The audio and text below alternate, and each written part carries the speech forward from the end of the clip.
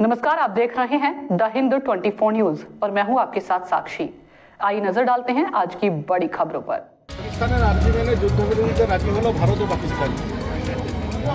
দেখুন, এই সংক্রান্ত ভারত সরকারের পক্ষ থেকে ফরেন সেক্রেটারি যে ঘোষণা করেছেন সেটাই ভারতবর্ষের ঘোষণা এবং আমরা সবাই রেসপন্সিবল সিটিজেন হিসেবে এটাকে ওয়েলকাম করি।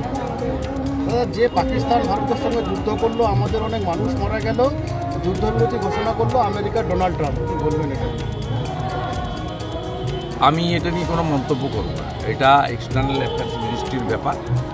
তাদের পক্ষ থেকে যে ঘোষণা হবে সেটাই আমাদের ঘোষণা।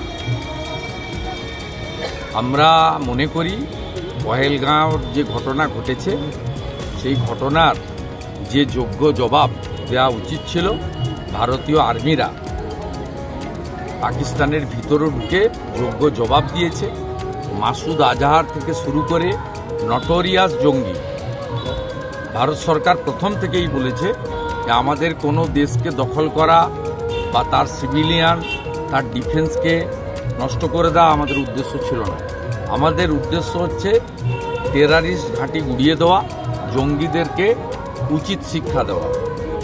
সেই কাজটা আমাদের আর্মি করেছে অপারেশন সিন্দুরের মধ্য দিয়ে এবং আমরা ভারতবাসী হিসেবে ভারতীয় সৈনিকদের জন্য, দেশের সরকারের জন্য গর্বিত। এবং আপনি যে কথাটা বলছেন তার আগে আজকে দুপুরবেলা আমাদের পররাষ্ট্রমন্ত্রী জয়শঙ্করজিও বলেছেন যে এর পরে আর একটাও যদি জঙ্গি হামলা হয় দেশের অভ্যন্তরে, সেটাকে যুদ্ধ হিসেবেই গণ্য করা হবে। অতএব কাঠটা আগে কাঠটা পরে এসব চুলচেরা বিশ্লেষণ করার জন্য আমাদের এক্সটার্নাল অ্যাফেয়ার্স এক্সপার্টরা আছেন, যারা দায়িত্বে আছেন, তারা বলবেন। আমাদের এত বড় বড় বিষয়ে নাক না গলালেই চলবে।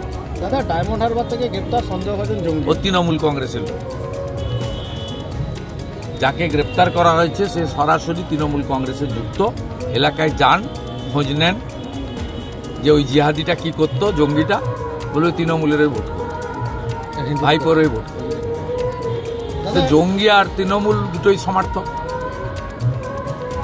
दादा, ट्रम्प की मध्यस्थता में भारत पाक का जो युद्ध है वो सामरिक तरफ से इसमें कोई टिप्पणी नहीं करूँगा, ये मेरा काम नहीं है। लेकिन जो पहलगाम में हिंदू नरसंहार हुआ उसका मुंह तोड़ जवाब हमारी वीर जवान ने दिया है।